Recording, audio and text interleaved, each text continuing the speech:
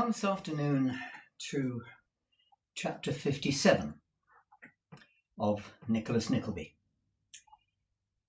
Nicholas' Uncle Ralph is still seething with rage at being prevented from arranging a marriage between Madeline Bray, the lady with whom Nicholas is in love, and Arthur Gride, one of Ralph's fellow moneylenders, who is old enough to be her grandfather and who wants to steal her inheritance.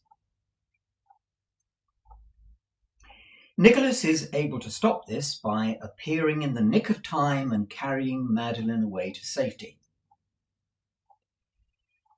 Ralph is sure that Nicholas will eventually marry Madeline, but he's content to bide his time in order to get some kind of revenge on Nicholas. His chance comes when Arthur Gride finds that his housekeeper, Peg Sliderskew, has stolen some secret papers from him in revenge for mistreating and lying to her.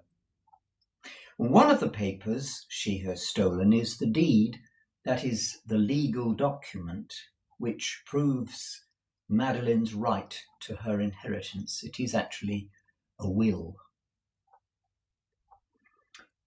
Now, in Dickens' time, it was the law that when a woman married, whatever money she possessed and property became immediately the property of her husband. Married women, under the law at that time, were not allowed themselves to hold property or funds. If they were married, it all was administered by and belonged to their husbands. And that took place immediately they got married. That, of course, was why Gride wanted to marry Madeline. Because, you see, he knew about Madeline's inheritance. But no one else knew, because he had stolen and concealed the deed, the will. Now it had itself been stolen by Peg Sliderskew, and he was frantic. Not only had he lost the chance of getting his hands on Madeline's money, but he was now in great legal jeopardy, because by stealing and concealing the deed, he'd broken the law, and if the authorities found out, he would very soon find himself in prison. And so he appeals to Ralph Nickleby, who realizes that now he has the chance of getting his revenge, at least partly, on Nicholas. If the deed could be found and destroyed, both Madeline and Nicholas would lose a considerable sum. So the hunt was on to find Peg Sliderskew and get the deed before it fell into the hands either of the authorities or Nicholas himself. Peg was illiterate. She couldn't read, so someone had to make friends with her and by whatever means possible trick her into giving them the deed. To perform this deception, Ralph turns to an old acquaintance, Wackford Squeers, who was in London collecting wretched illegitimate sons of the gentry to take back to Dotheboys Hall in Yorkshire. Ralph persuades Squeers to stay in London and with him to seek out and find Peg Sliderskew. And when she was found, Squeers was commissioned for a fee of £100 in gold to extract the deed from her by trickery and guile. He was then to take it to Ralph, who would joyfully burn it, knowing that in doing so he was ruining any possibility of Madeline and Nicholas beginning a happily married life together. Chapter 57 opens with Squeers waiting in the wretched tenement.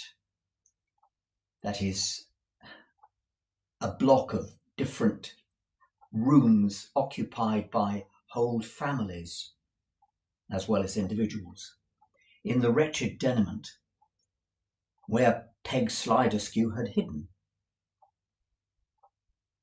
He had fortified himself with half the contents of a bottle of spirits, and he is just about to engage in the final stage of his latest act of wickedness.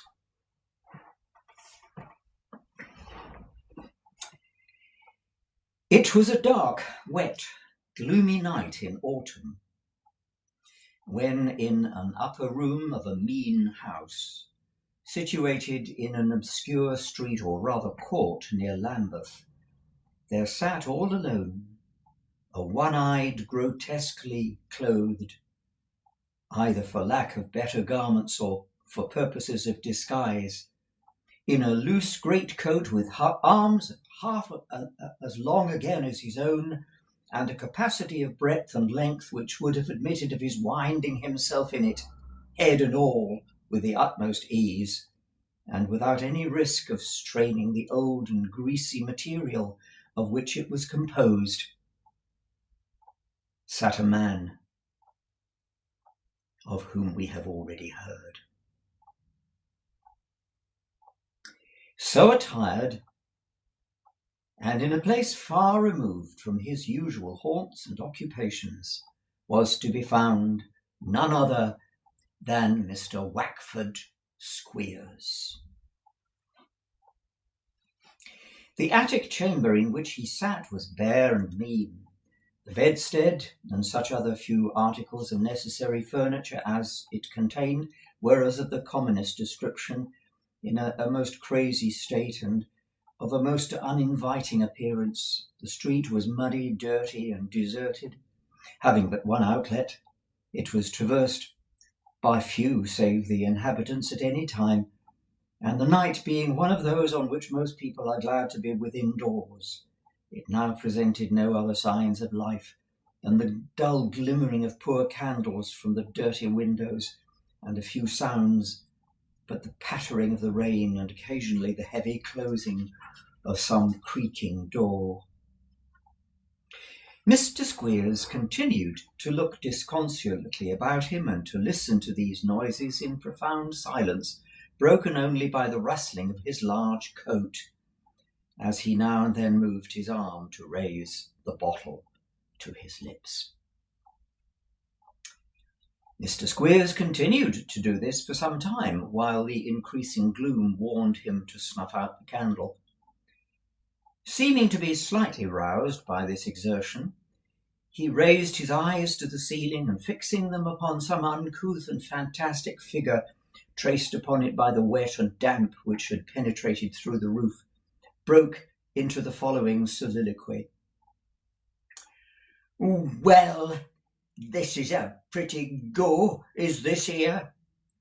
An uncommon pretty go.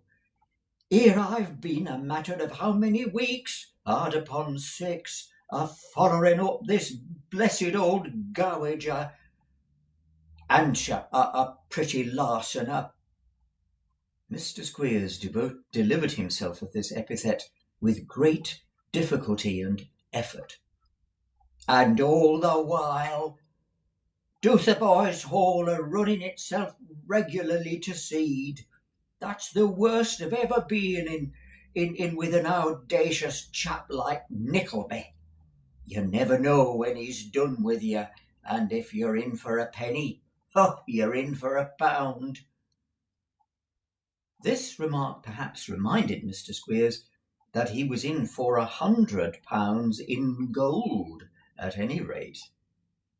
His countenance relaxed, and he raised the bottle to his mouth with an air of greater enjoyment of its contents than he had before evinced. "I never see," soliloquized Mr. Squeers in continuation, "I never see nor come across such a file as old Nickleby. Never. He's out of everybody's depth, he is. He's what you may call a rasper, is Nickleby. To see how sly and cunning he grubbed on day after day, a worming and a plodding and tracing and turning and twining himself about, till he found out where this precious Mrs. Peg was hid, and cleared the ground for me to work upon her, creeping and crawling and gliding like an ugly old bright-eyed stagnation-blooded adder. It's been a long time that I've been a-lingering in London," he said, "and this is a precious hole to come and live in, even if it has been only for a week or so. Still, £100 is 5 boys, and 5 boys takes a whole year to pay £100, and then there's their keep to be subtracted. But there's nothing lost, neither by one being here, because the boys' money comes in just the same as if I was at home, and Mrs. Squeers, she keeps them in order. There'll be some lost time to make up, of course, and there'll be some arrears of flogging as I'll have to go through. Still, a couple of days'll make that all right, and one don't mind a little extra work for £100. It's pretty nigh the time to wait on the old woman. From what she said last night, I suspect that if I'm to succeed at all, I shall succeed tonight. So I'll have a drop more to wish myself success and put myself in spirits. Mrs. Squeers, my dear, here's to your health." Leering with his one eye as if the lady to whom he drank was actually presently with him, Mr. Squeers, in his enthusiasm no doubt, poured out a full glass and emptied it, and as the liquor was raw spirits, and he had applied himself to the same bottle more than once already, it was not surprising that he found himself by this time in an extremely cheerful state, and quite enough excited for his purpose. What this purpose was soon appeared.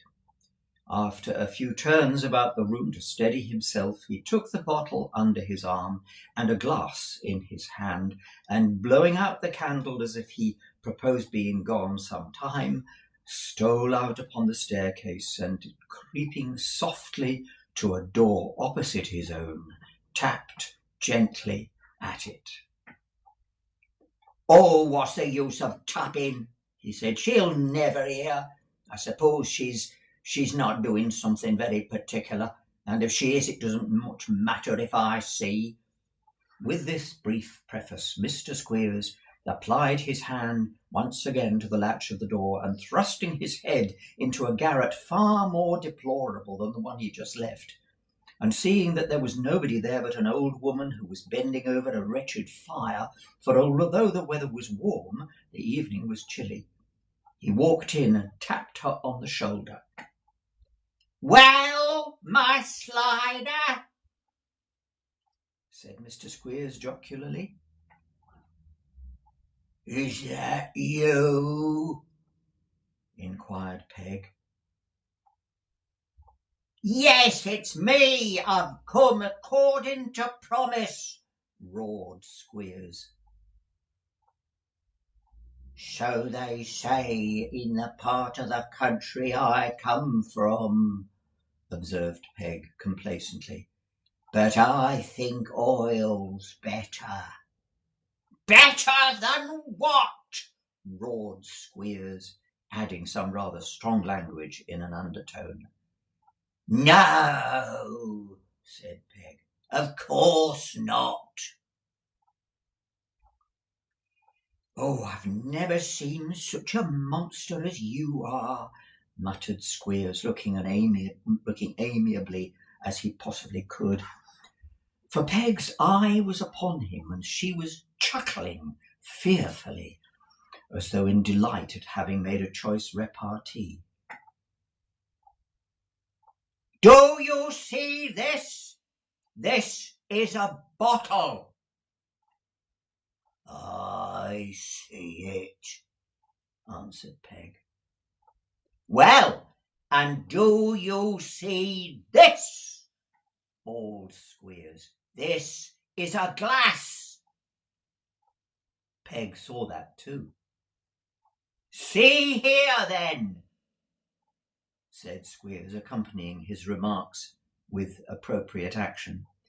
"I fill the glass from the bottle, and I say, 'Your health, my Slider,' and I empty it. Then I raise it genteelly with a little drop, which I am forced to throw into the fire. Hallo! Oh, we shall have the chimney alight next, and fill it again, and hand it over to you." Saying this and a great deal more with the tipsy profundity and a serio-comic air, and keeping his eye all the time on Mrs. Sliderskew, who was unable to hear one word, Mr. Squeers concluded by helping himself and passing the bottle, to which Peg did becoming reverence. "That's the time of day," said Mr. Squeers, "that you look £20 and 10 better than you did." Again Mrs. Sliderskew chuckled, but modesty forbade her assenting verbally to the compliment.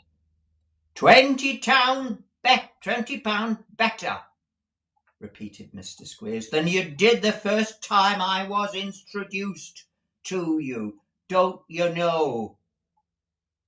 "Ah," said Peg, shaking her head, "but you frightened me that day." "Did I?" said Squeers. "Well, it was a rather startling thing for a stranger to come and recommend himself by saying that he knew all about you, and what your name was, and why you were living so quiet here, and what you had boned, that is, stolen, and who you boned it from. Ha ha! That was a surprise, wasn't it?" Peg nodded her head in strong assent. "But I know everything that happens in that way, you see," continued Squeers. "Nothing takes place of that kind that I ain't up to entirely. I'm a sort of lawyer, my Slider, of first-rate standing and understanding. I'm the intimate friend and confidential adviser of pretty nigh every man, woman, and child that gets themselves into difficulties by being too nimble with their fingers." Oh. Mr. Squeers' catalogue of his own merits and accomplishments, which was partly the result of a concerted plan between himself and Ralph Nickleby, and flowed in part from the black bottle, was here interrupted by Mrs. Sliderskew. "Ha, ha, ha, ha, ha!" she cried, folding her arms and wagging her head. "And so he wasn't married at all, was he? Ha, ha, ha, ha! Not married at all?" "No," replied Squeers, "that he wasn't."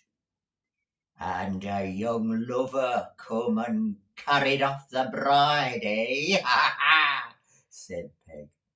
"From under his very nose," replied Squeers, "and I'm told that the young chap cut up rough besides, and broke the windows, and forced him to swallow his wedding favour, which nearly choked him." "Tell me again all about it," cried Peg, with a delicious relish of her old master's defeat, which made her natural hideousness something quite fearful. "Let's hear it all again, beginning at the beginning now, as you told me. Let's have it every word. Now, beginning at the very first." when he went to the house that morning.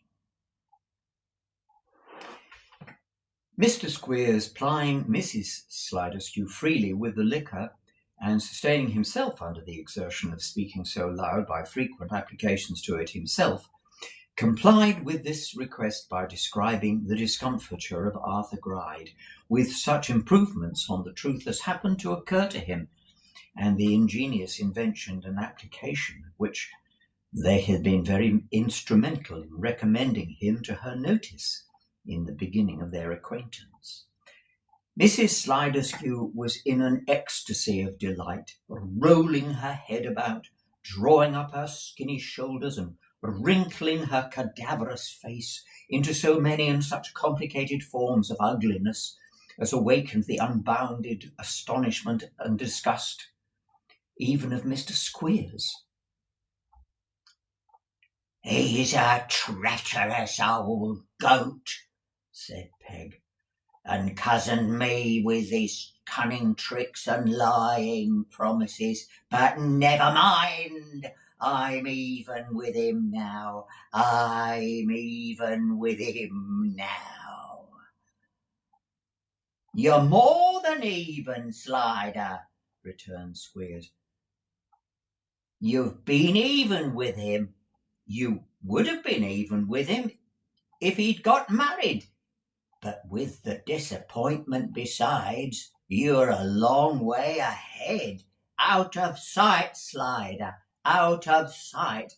And that reminds me," he added, handing her the glass, "if you want me to give you my opinion about those papers, and tell you what you'd better keep and what you'd better burn, well, now's the time to take my advice, Slider. Now is the time." "There ain't no hurry for that," said Peg, with several knowing looks and winks. "Oh, very well," observed Squeers. "It doesn't matter to me. You asked me, you know. I shouldn't charge you nothing, being a friend. You're the best judge, of course, but you're a bold woman, Slider." "How do you mean, bold?" said Peg. "Why, I only mean if it was me, I wouldn't keep papers as might hang me, littering about where they might be turned into money.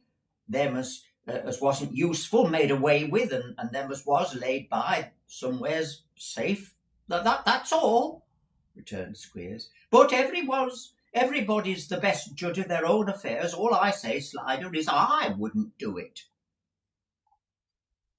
"Come," said Peg, "and you shall see them." "Oh, I don't want to see them," replied Squeers, affecting to be out of humour. "Don't talk as if it was a treat. Show 'em to somebody else. Take their advice." Mr. Squeers would very likely have carried on this farce of being offended a little longer, if Mrs. Sliderskew, in her anxiety to restore herself to her former high position in his good graces, had not become so extremely affectionate that he stood at some risk of being smothered by her caresses. Repressing with as good a grace as possible these little familiarities, for which there is reason to believe the black bottle was at least as much to blame as any constitutional infirmity on the part of Mrs. Sliderskew, he protested that he'd only been joking, and in proof of his unimpaired good humour that he was ready to examine the deeds at once, if by doing so he could afford any satisfaction or relief of mind to his fair friend. "And now you're up, my Slider," bawled Squeers as she rose to fetch them. "Bolt the door."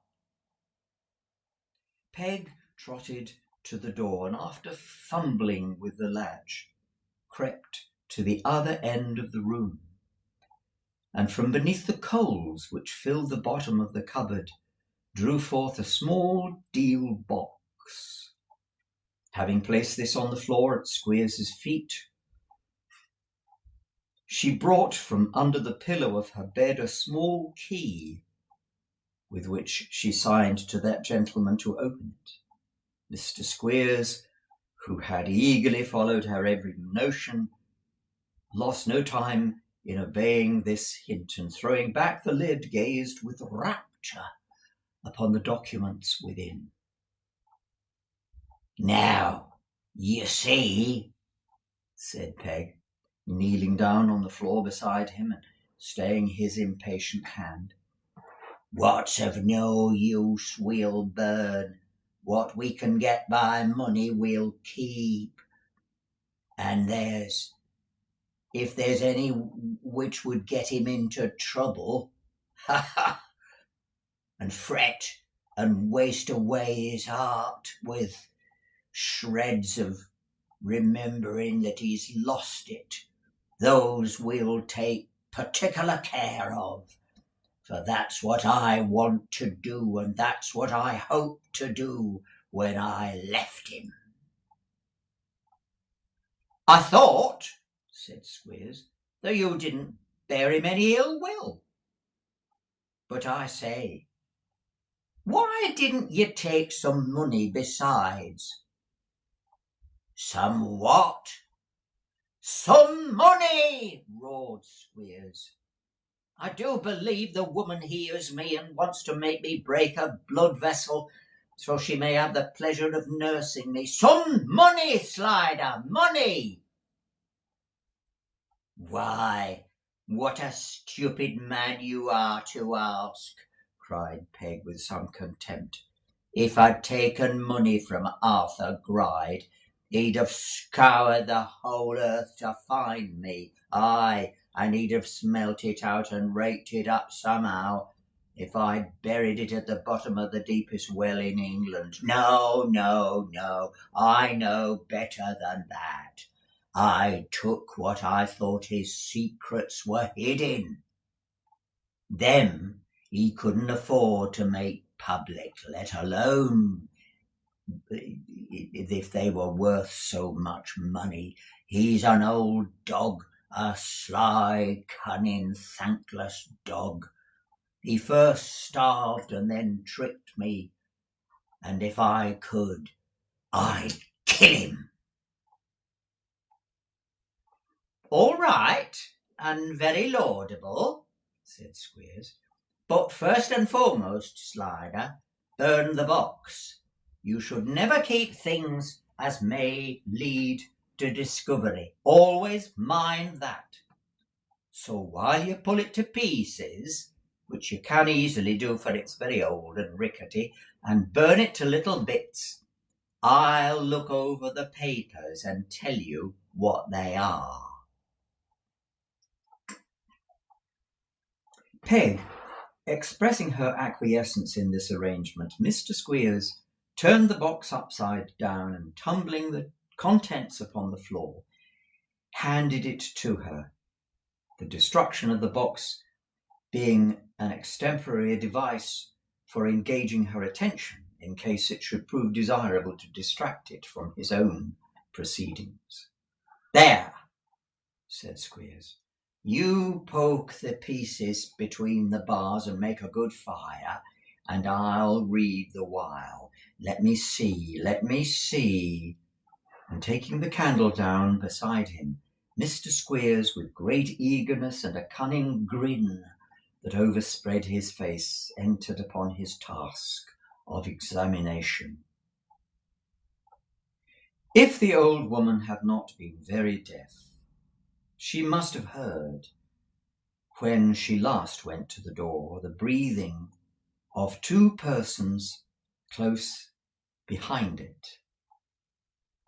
And if those two persons had been unacquainted with her infirmity, they most probably would have chosen that moment either for presenting themselves or taking to flight. But, knowing with whom they had to deal, they remained quite still, and now not only appeared unobserved, but warily and noiseless were their footsteps as they advanced into the room, for the door was not bolted. The latch had no hasp. As they stole farther and farther in by slight and scarcely perceptible degrees, and with such caution that they scarcely seemed to breathe, the old hag and Squeers, like dreaming of any without dreaming of any such invasion, and utterly unconscious of there being a soul near them but themselves, were busily occupied with their tasks. The old woman, with her wrinkled face close to the bars of the stove, puffing at the dull embers which had not yet caught. Squeers stooping down to the candle, which brought out the full ugliness of his face in the light of the fire. Both intently engaged and wearing the faces of exultation, and contrasted strongly with the anxious looks of those behind, who took advantage of the slightest sound to cover their advance, and almost, before they had moved an inch and all was silent, stopped again. This, with the large bare room, damp walls, and flickering doubtful light, combined to form a scene which the most careless and indifferent spectator, could any such have been present, could scarcely have failed to derive some interest from, and would not readily have forgotten. Of the stealthy newcomers, Frank Cheeryble was one, and Newman Noggs the other. Newman had caught up by the rusty nozzle an old pair of bellows, which were just undergoing a flourish in the air preparatory to a descent upon the head of Mr. Squeers, when Frank, with an earnest gesture, stayed his hand, and taking another step in advance, came so close behind the schoolmaster that by leaning slightly forward he could plainly distinguish the writing which he held up to his eye. Mr. Squeers, not being remarkably erudite, appeared to be considerably puzzled by his first prize, which was in an engrossing hand and not very legible except to a practised eye. Having tried it by reading from the left to right and from the right to left, and finding it equally clear in both ways, he turned it upside down with no better success. "Ha, ha, ha, ha, ha!" chuckled Peg, who on her knees before the fire was feeding it with fragments of the box and grinning in the most devilish exultation. "What's the writing about, eh?" "Oh, nothing particular," replied Squeers, tossing it towards her. "It's only an old lease, as well as I can make out. Throw it in the fire." Mrs. Sliderskew complied, and inquired what the next one was. "Oh, this," said Squeers, "is a bundle of overdue acceptances and renewed bills of 6 or 8 young gentlemen. Throw it in the fire." Peg did as she was bidden, and waited for the next. "Oh, this," said Squeers, "seems to be the deed of sale of the right of presentation to the rectory of Pure Church in the valley of Cashop. Take care of that, Slider, literally, for God's sake. It'll fetch a pretty price at the auction mart." "What's next?" inquired Peg. "Why, this," said Squeers, "seems to be from the 2 letters that's with it, to be a bond from a curate down in the country to pay off a year's wages of £40 for borrowing money. Take care of that, for if he don't pay it, his bishop will be soon down upon him. We know what the camel and the needle's eye means. No man as can live upon his income, whatever it must be, except to go to heaven at any price. It's very odd. I've never seen anything like that before." "What's the matter?" said Peg. Oh, nothing. Only I'm looking for... Newman raised the bellows again, and once again Frank, by a rapid motion of his arm, unaccompanied by any noise, checked him in his purpose. "Here you are," said Squeers. "This is what we want. Warrant of attorney. Take care of that. Lease and release. Oh, no, you can burn that. Ah, here it is.